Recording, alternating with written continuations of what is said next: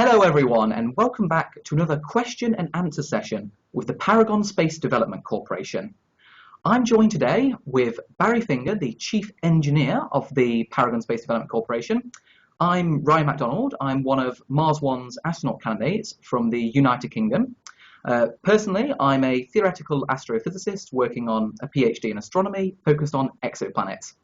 So we've been receiving a number of public questions from people all around the world surrounding Martian life support and how the first few people living on Mars may actually just survive long enough to tell their tale.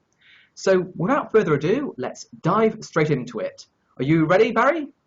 Yeah, I'm ready for some more good questions. Excellent. So first question we received, so it's a bit of a follow-up from our previous conversation which we had back last in January. So at the end of our first interview, we talked a little bit about the importance of developing a prototype life support system which Mars One could then have inside of their simulation outpost so that the candidates training for the mission could gain familiarity with the system. So the first question though is that the astronaut candidates, in order to gain familiarity with this system, how long do you think they would need in order to become experts on how to maintain the systems and how to repair them? Well, it's definitely not days or weeks. We're talking months or years of training, really, to get familiar with these systems, understand them inside and out, not only be able to operate them, but to repair them when they fail, or upgrade them and just do the normal maintenance. So, again, this would be like if you think of anything in your life that you deal with on a daily basis, and you have to maintain it, you've got to know the ins and outs of that system and hardware. So it's months to years of training, I'd say. Yeah, so, and speaking of the maintenance though, we've mentioned a few times about the potential to use 3D printed parts in order to maintain the systems. So is it possible that in the years of operational testing, before you actually send any of the actual systems to Mars, that various components could be swapped out with 3D printed components to actually verify back here on the Earth whether they work or do not? Yeah, I don't know if you remember from our study, we stated that we think 3D printing and additive manufacturing is important, but we wouldn't necessarily, Paragon, recommend you rely on that from the get-go. Having said that, if Mars One, if it helps them close their business case, if they want to push the envelope a little bit in that direction, I think it could help. But from the Eclipse perspective, we wouldn't require that or demand that be necessary, we think, to get going. So we've talked about maintaining the systems, but I'm a bit curious now about upgrading them. So let's say you have 10 years of operational testing before you would actually send the first units to Mars. And so let's say during that 10 years, a new technology emerged which is maybe more reliable or more efficient. How locked in are we with the design of the Eclipse system as it stands at the moment? How readily could you upgrade it? So good question. And it's easy to say, it's harder to do. But you want to design your system being modular, to be plug and play, to allow for upgrades. And I think that is important. And you can do it when you do engineered systems by defining the interfaces between subsystems or systems, making sure that those interfaces are well defined and don't change. Kind of like how a USB plug is a universal standard. And then people can make hundreds or thousands of different devices that use that same interface. So you've got to do things like that. But I do think it's important, if nothing else, even during the development phase, when you initially are building, you're not going to build the flight hardware right away. You're going to build flight-like prototypes and development units. Even there, we got to be able to swap those out during that testing phase we were talking about earlier in training. And then ultimately for the flight vehicle itself, though, design for upgradability is important. And I guess one other thing to say about all this is that you got to make sure you're not reinventing the wheel. Hey, just give me a little bit more money and I'll get you a 5% better improvement over that. And you're already at 95% efficiency, so now you're going to go to 96%. You gotta have a balance there. Yeah, no. I mean, balance is just important for everything. Particularly, I mean, you can always throw infinite financial resources. That's the problem, of course. But at some point, you have to make a cut-off and decide what will actually carry out all the functions that we need for a reasonable amount of investment. And yeah, it certainly seems that we are following that approach. So that was a great first question we received, focusing on the actual technical systems of upgrading and repair. So now we've got a few questions about conditions on Mars. And so we'll start off with one about So someone is wondering about the effects that exposure to Martian gravity may have on the human body, and, well, whether that could have any design feed-in implications for the ECLIS life support system. Yeah, again, I'm glad you gave that qualifier. I'm not really too qualified to talk about that from the physiological aspects. I can't see anything, someone's body changing in a way that how they interface or use or operate the ECLIS would be a problem. And then just speaking a little bit outside my area, just biomechanically, biologically, I can't see anything fundamentally different coming from reduction in gravity causing something catastrophic to the human system, if you will. I certainly don't see that with the electromechanical systems, the gravity being a problem. In fact, we'll use gravity to our advantage. So yeah, I don't think, I think there's an adaptation there, and it takes place over time, and people learn how to operate in that environment. Yeah, so I've had a number of conversations with the chief medical officer of Mars One, Dr. Norbert Kraft, about this, and he doesn't believe that there's any obvious. I mean, so just to reduce gravity, as far as we're aware, the body would just settle into a new equilibrium with reduced bone density, reduced muscle mass, etc. But nothing that would be fundamentally different, as you put it. I mean, if the greatest danger of Mars is not due to the reduced gravity, it's the radiation. That's what you have to be particularly careful about, and perhaps also the reduced solar incidence. You receive about 40% of the light on Mars that you do on the surface of the Earth, and so that might lead to, say, vitamin D deficiencies, for instance. But as far as I'm aware, the reduced gravity, which is about 38% of Earth's gravity, well, I don't see any long-term physiological problems for that. But of course, more research needs to be done in that. Right. I guess if you try to come back to Earth, you might have some problems. Yes, exactly. It's one of the distinct advantages of the one-way model, of course. Yep. So we've talked about the human system, but now we have a question about the ecosystem as a whole. So how far developed is the research of building ecosystems in space? Are there any serious considerations right now? Yeah, so this kind of goes back. I think we talked about this a little bit. We hit on this in the report. Right now, as far as I'm aware, for human space life support, there's no serious active programs going on, what we call bioregenerative life support. But, again, I noticed last time, there's been a tremendous amount of work in this area. The U.S. has done this work. This is going back into the late 80s and the 90s and the early 2000s. But not just the U.S., the Russians, the Japanese, Europeans also. So a lot of work was done, a lot of publications, and that was on all aspects of bioregenerative life support. There's the growing the plants part. There's how you harvest those plants, but in a smaller scale compared to large industrial agriculture. There's the post-processing, turning the raw ingredients into foods. And so then there's even the bioregenerative side of recycling the waste mass from the plants, the roots, the stems, and the leaves, that if you have a truly closed environment, even that material gets recycled and turns back into the carbon dioxide and the nutrients needed to grow the next crop of plants. So really a lot of work's been done there.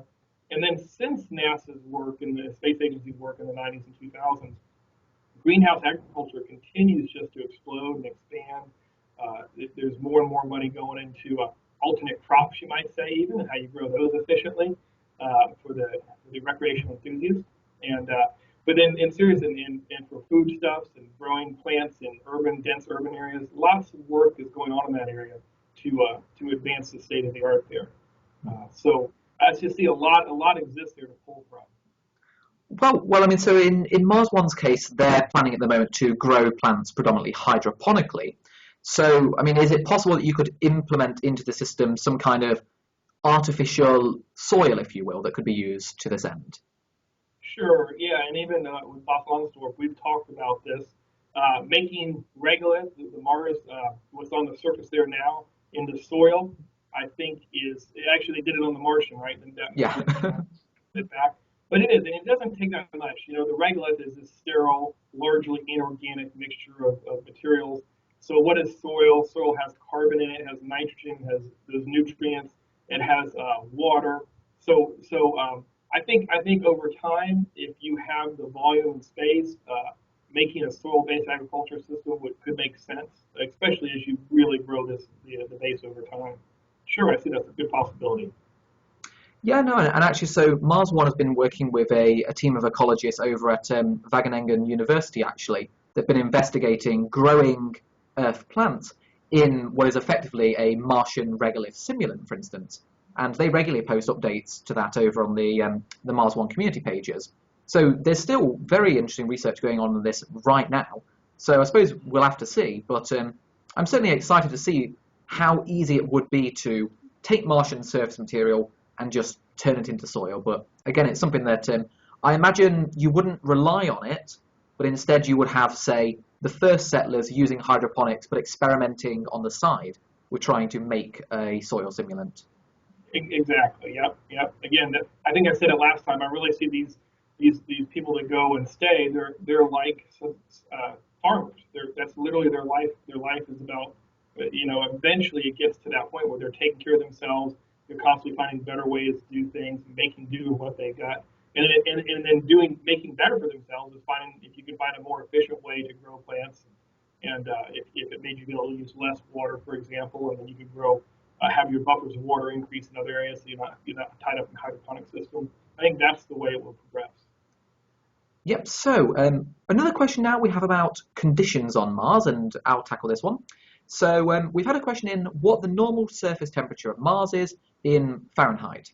So basically, it varies extraordinarily due to Mars's very thin atmosphere. If you're just talking on average, roughly about -67 Fahrenheit or so. But if you're on the equator and it's a very warm day in the summer, maybe about +68 Fahrenheit. But if you go down to the poles on the southern or northern hemisphere, then you're talking more like -240.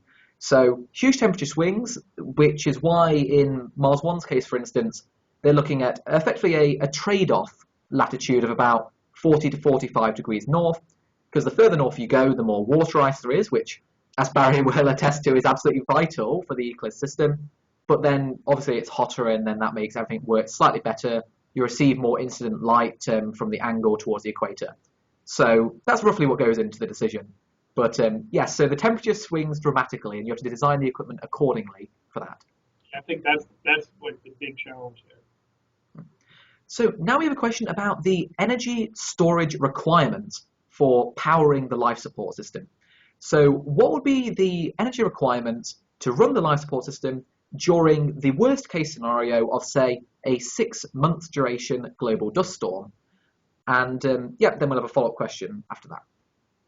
Yeah, so I don't have the exact numbers off the top of my head. We have to pull from the study, but we talked about that, and we actually didn't look at it from the dust storm perspective. We were looking at what's the shortest solar day or sol on Mars, and how much energy could you make it in that day. And I think to the question though, you've got to know what those things are. So we got that down about what's the longest day, what's the shortest day. So those are the things to start designing to. And again, I'm not the power expert. I'm not the solar array expert. I'm not the Mars dust expert. But my understanding is that even on a bad dust storm day on Mars, there's still quite a bit of incident light that hits. And so it's so say you take a 40% hit, then that is the number you have to design to size your arrays to get through that period. So in other words, you may end up on I don't know, 3/4 of the time having way more solar power capacity than you need, and that's the kind of a price you pay then if you're going to rely on solar to get through the worst day that you can experience. So I guess that's what I'd say right now. Is it goes back to that the people responsible for designing that system to make sure they know the requirements, what's going into sizing it, so they can prepare for the worst case. Yeah, and again, it's what we discussed a little bit last time about how you need all of the different key teams working on the different actual key components for the mission to be talking, communicating, and liaising with each other. Obviously, as yourselves focusing on the eclipse, you can say how much electrical power you actually require. And it's up to a different team to then go away and say, right, this is how much the eclipse needs, this is how much the living module needs, etc., etc., etc. During a global dust storm, it varies a lot. You can get localized pockets of regions with a dust storm with an optical depth of 5 or so, and then you're talking more like you're receiving about 1% of the incident light that would be hitting the top of the atmosphere. But those events are extremely rare, and they're only in very localized places. And truly global dust storms are actually extremely rare. As far as I'm aware, there was one back when Mars 2 and Mars 3 went to Mars in the 1970s, but the global dust storms of severe magnitude are extremely rare. So, Was that Mariner 1 and 2, you mean? Mariner 1 and 2 spacecraft? Oh, no. I was looking at, Mars 2 and Mars 3, the Soviet Union's missions. Okay. Yes, no. One other thing to say on this is just, we talked about this in our study, but the idea of building up buffers in the system, there will be those times when you've got to hunker down and kind of get through the cold winter night, so building those buffers up will be key as well. There's some amount of time we can weather the storm, so to speak. Well, speaking about buffers then, so buffers in terms of being able to have replacement parts to repair systems, for instance. So what sort of spares inventory do you expect the life support system to have? Yeah, so when we did our conceptual design, you have to make assumptions. And I believe the numbers we had were about 25 to 30% on average, depending on the system. Some are more mature and have longer lives and better demonstrated performance.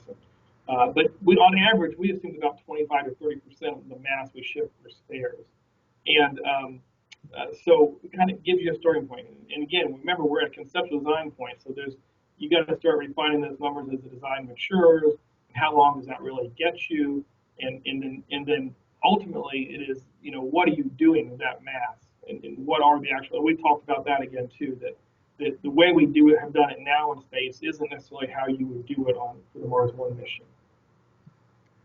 So, of course, if you want to be sustainable, you need to be able to extract resources from the Martian environment, and crucially, one of them would be water, which you can extract from the Martian regolith.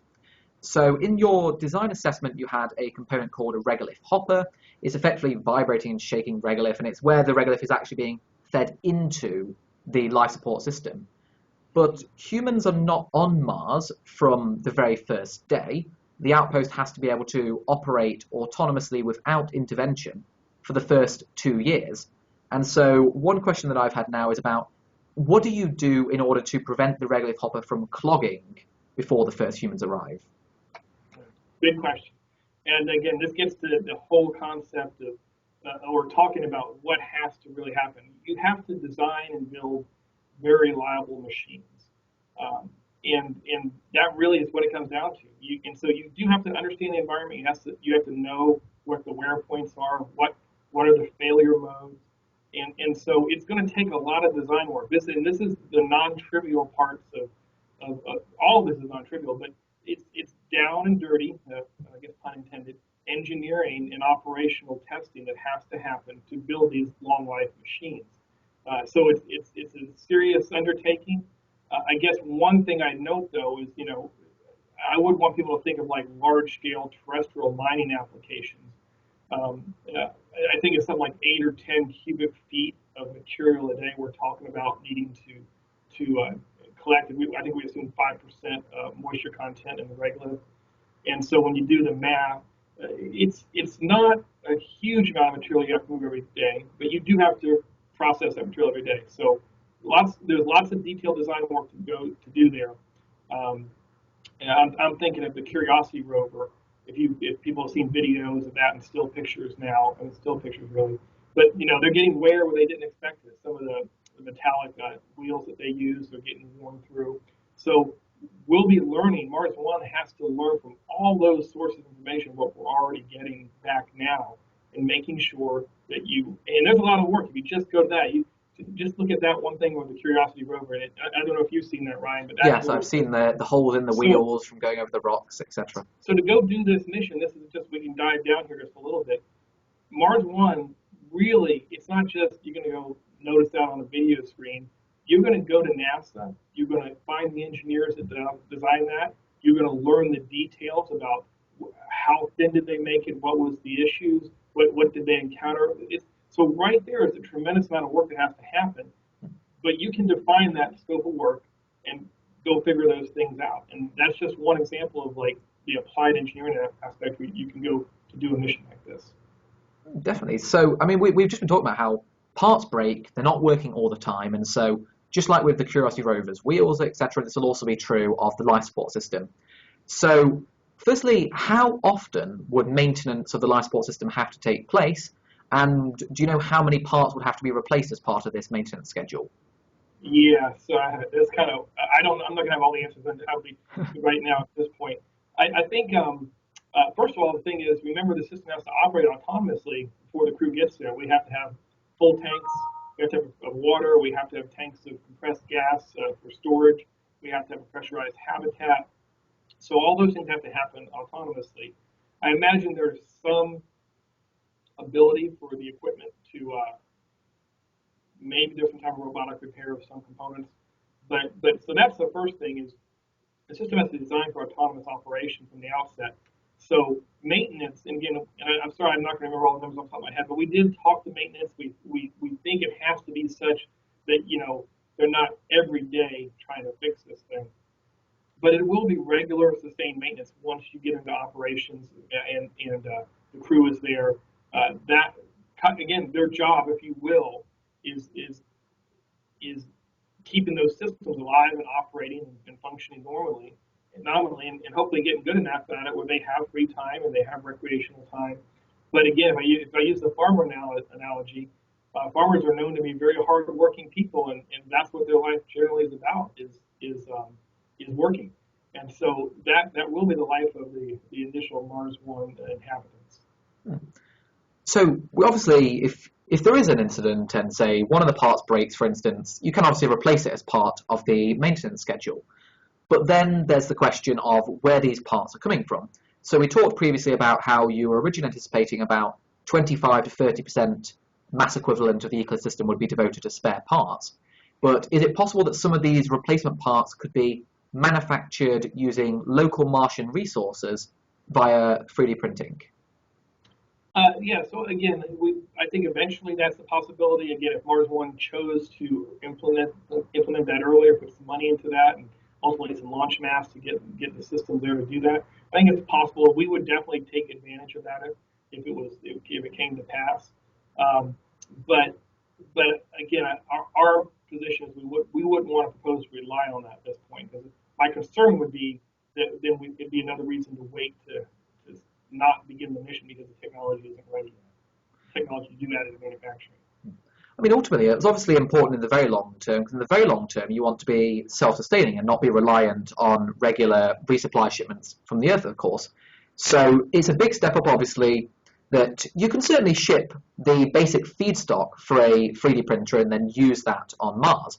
And that would be really good to do for initial testing of the 3D printers. But no, I completely agree that if you want to be sustainable in the very long term, you have to experiment and then find a way to use Martian resources to do this. So, I mean, Mars One can't plan to do this initially because you don't know whether you can or cannot do that. But it can always be one of those, once we have one or two crews down on the surface, they need to be experimenting on how to extract certain resources, doing the chemical analysis of the regolith, etc. So I imagine that will come later on. But no, I completely agree with the person who asked the question that you have to examine this for long-term sustainability to even be possible.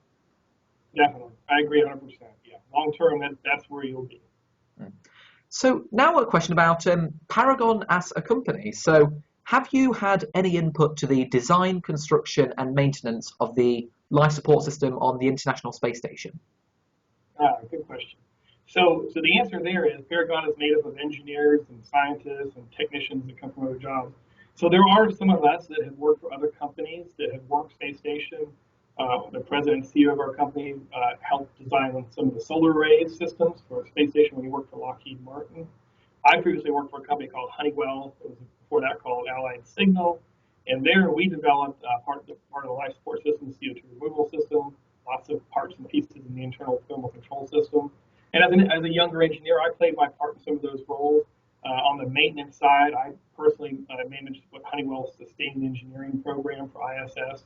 That's where once things were up and operating, but breaking down, how working to get those repaired, keeping them up and operating. So we have that sort of experience that comes to our company.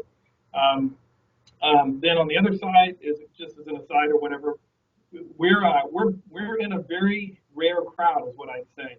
When you think about how many spacecraft actually been built, there's not that many. It's nothing like cars or boats or planes. It's a very limited number of spacecraft that have been built. But we have hardware that flies on the Orion spacecraft, the first one that went up as a test vehicle. We're manufacturing hardware now that will go on this next vehicle. Some of it's not that exciting. It's tubing and ducting and pieces of plumbing. Some flow. We have another system that's a flow bench, and it measures parts of the internal thermal control system, pressure in the spacecraft.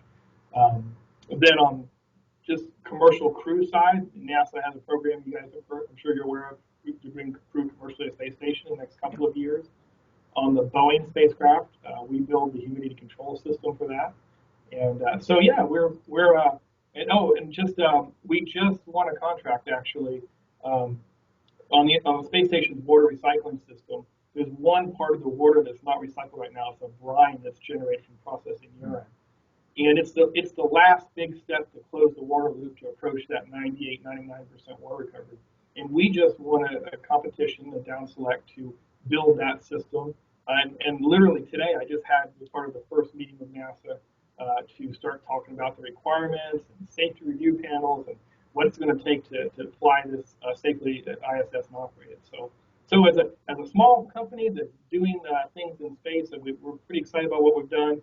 A lot more to do for us as a company, and what I always tell people is when Mars One undertakes a mission like this, it won't just be Paragon that on the life support side that will make it happen. It will be an entire team of people across really probably the planet by the time it's done, the contractors and expertise that they've brought into bear to go make the life support system happen. Well, firstly, congratulations on winning that contract. That's absolutely great news. And yeah, no, you're absolutely right. It's one of the big advantages that Mars One has by being a truly international organization and not for profit as well, that they can just pick and choose the best teams from around the world to put together a truly global effort to make this happen. So it's one of the things really unique about the approach they're taking. Yep, I agree. So now a question though about a potential emergency situation. So we use storage tanks in order to create the buffers. We've discussed this previously. So you would store spare oxygen, for instance. You could also store spare CO2 if you want to blow off just dust when you go through the airlock, for instance. So what happens if one of the storage tanks breaks? I don't know, they might be hit by debris or leak, for instance. So it's a bad day. So you call it a bad day. So again, we talked about this in our study. I know I'm probably repeating myself now, but buffers are very important, and we talked about it in terms of the solar storm earlier a few minutes ago, or not solar, but a dust storm to get through. Well, this is another thing. You've got to have buffers built up in your system because things like this will happen, unexpected. They're not planned for, and someone might fall and puncture it. You don't just have a meteorite. So the key though is to have distributed buffers.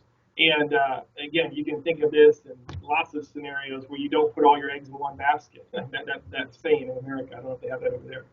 But the idea is it's not just one tank of water. It's not just one tank of gas. So if you remember what we're doing, the model is we fly two complete eclipses down to the surface. They're both building up right from the very first mission. They're storage buffers of oxygen and water, primarily, and atmospheric gases. And even in that implementation per eclipse, if you will, you're probably smart to get those tanks distributed, have them manifolded in a way that maybe they're plumbed together or they're isolated and can be plumbed together. So you have to have the valving and stuff like that. So I think that's the key, is building up buffers over time and making sure they're available. Okay, so we've talked about a bad day, or maybe we'll call it a Mark Watney typical day, for instance. So so let's say something's broken and then you need to repair it. So you can obviously anticipate these situations because things won't work perfectly for all time. So in your design process, how does easiness to repair contribute to the process? So yeah, good question. This is one of my true things is of how I think as an engineer. I think that's hugely important. How easy is it to operate? And an example I use when I talk to people about metallic pressure vessels, a spacecraft hull, if you will, or the pressure vessel on the surface of Mars that's keeping a nice bubble of oxygen in the air inside and the crew safe in the vacuum on the outside. If you did get a hole through that thing, would you rather have this metallic can that's been penetrated, and you picture a projectile going through a piece of metal and bending it and making this hole, this gaping hole, and trying to seal that? would you think of a soft goods type structure, where it's not like a balloon. Don't think of these soft goods as balloons, but as I don't know, the liner in a pool or something, that one of those soft-sided pools. You can just put your finger over it and plug the hole. So I guess that's not a great example, but building systems that are low pressure, near ambient temperature, they may not be quite as efficient. They may take a little more power or a little more room, but they're repairable by lower level technology, if you will. So yeah, you can have this great device, and it runs at 900 degrees Celsius, and it has a titanium alloy vessel. But when that goes bad, and there isn't another one on Mars, that's a really bad day. So I look for ease of maintainability as being an important part of how you ultimately select your technology and how you implement your technology.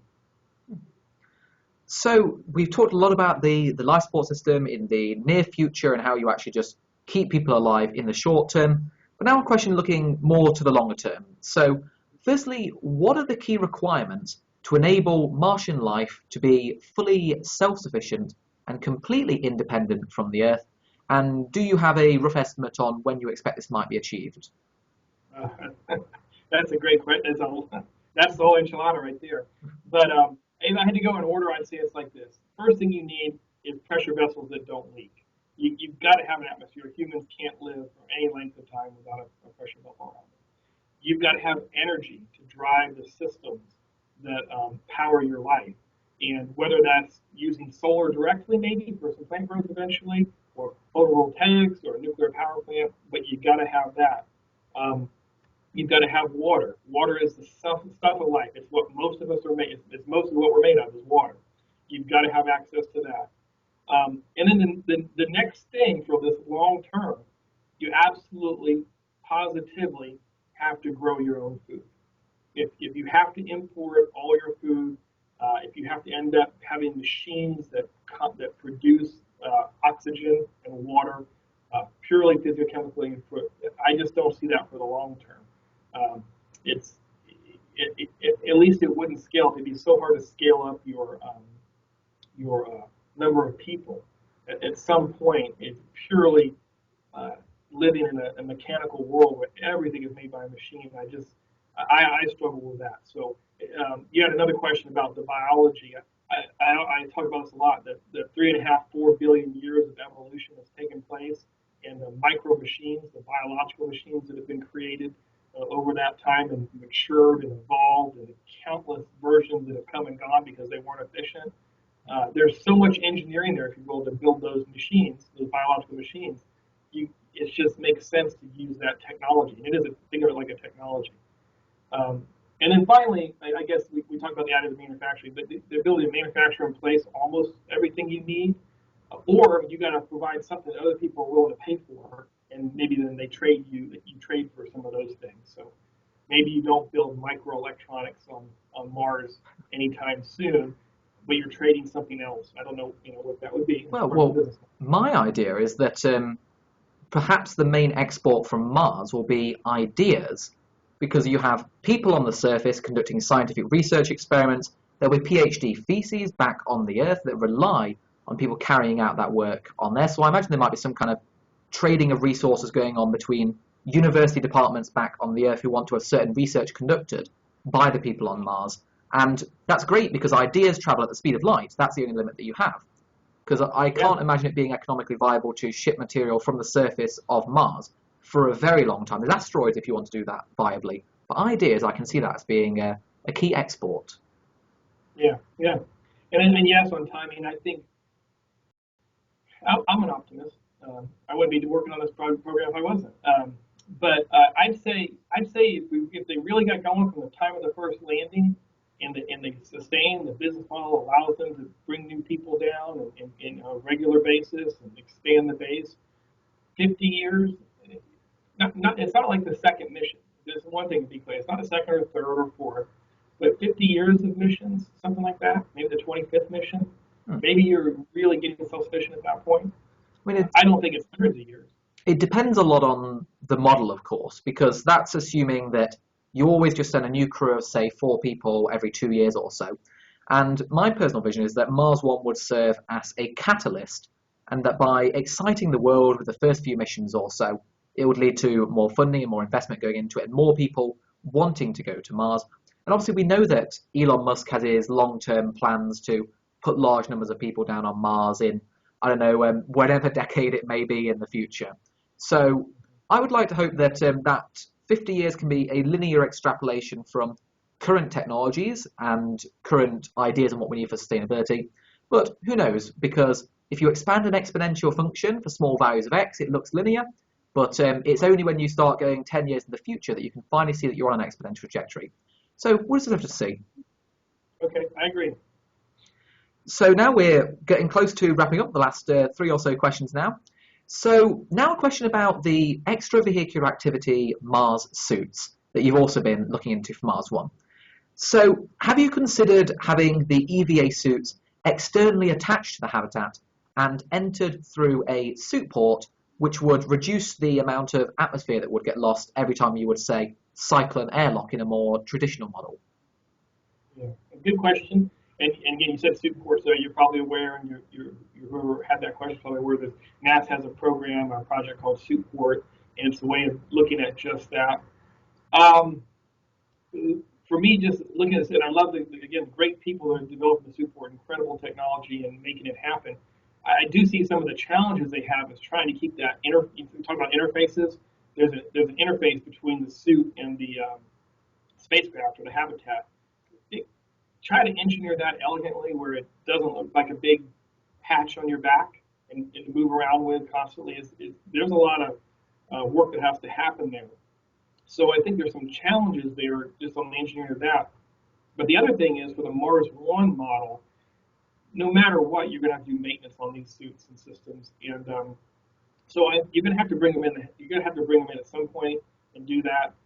If you look at it purely as an airlock cycling method to save gas losses there, I think again there could be other ways to do that, reducing the size of the airlock, regenerating, pulling the air out with a vacuum pumps. There's some things you can do, basically walking through inflatable volumes that minimize the volume of the airlock.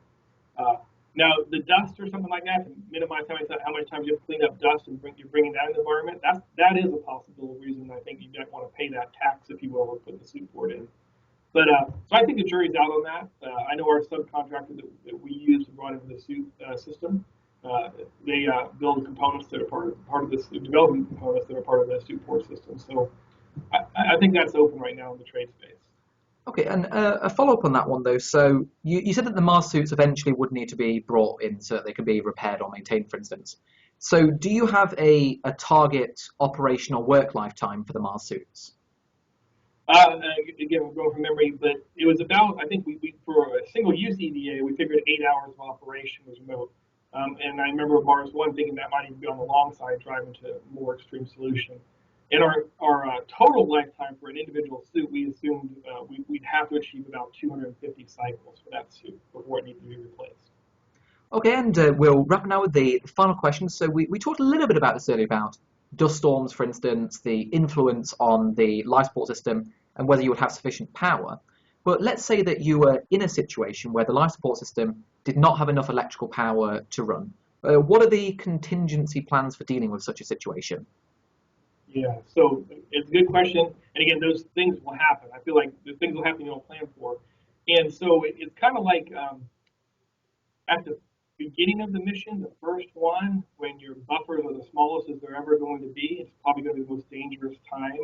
You'll have 2 pressurized volumes for the habitat. You'll have a few other structures, the landers for the eclipse. And again, say you had 2 water tanks per eclipse or something, you'd have 4 total. You're going to be limited there a little bit. But the idea is that you have those buffers that you can live off of, that you can tap into. Again, that movie, The Martian, it had some good things where he went into his former crewmates with the items they had, food items and things, and made use of them. So again, I guess the answer is that buffers are the key. Buffers will be the key to life. Whether you're getting over a normal winter, maybe there'll be a certain time of the year the system just won't make enough power, and you have to pretty much power down your ISRU system, in your oxygen production system for 16 days to get through the shortest part of the winter or something, you're going to have buffers that allow you to get through that. And again, in human existence, and I'm definitely not a student of human history, but you just think of settlers and preparing for the winter and working hard through the spring to get their stocks of food stored up. That same type of philosophy will apply in the Mars One case, I believe. Well, it's a very positive note to end on, how there's no limit to really what we can do with the human spirit of pioneering, working hard, and trying to get through any problem that can be thrown at you, and bunkering down and getting through the hardest days. That will be true just on Mars as it is on the Earth, right here. So then, that's all that we have time for now. Thanks again for everyone that sent in these wonderful questions. If you do still have more questions that you might be interested in seeing either Barry or myself discuss in future, you can either submit them on Paragon's website. You can also send them to Paragon over Twitter at ParagonSDC. You could send questions to me either by commenting down below on this video, finding me on youtube.com/MartianColonist, or on Twitter at MartianColonist. But for now, goodbye.